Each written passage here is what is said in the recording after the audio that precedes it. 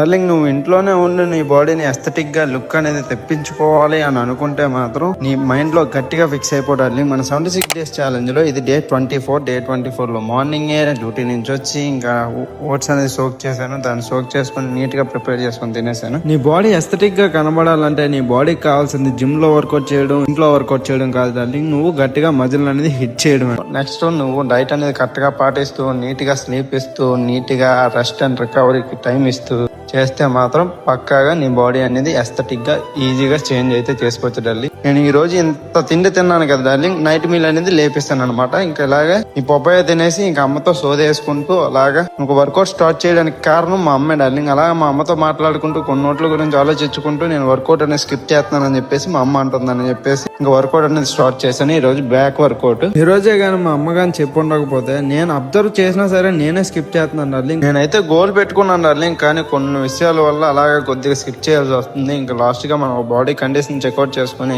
Terrace ఎక్కి ఇంకా steps కూడా కంప్లీట్ చేసుకుని ఇంకా నైట్ మీల్ అయితే స్కిప్ అనమాట. ఓకే డార్లింగ్స్, ఈ రోజుకి అయితే ఎంత ఉంటారు బై బెస్ట్.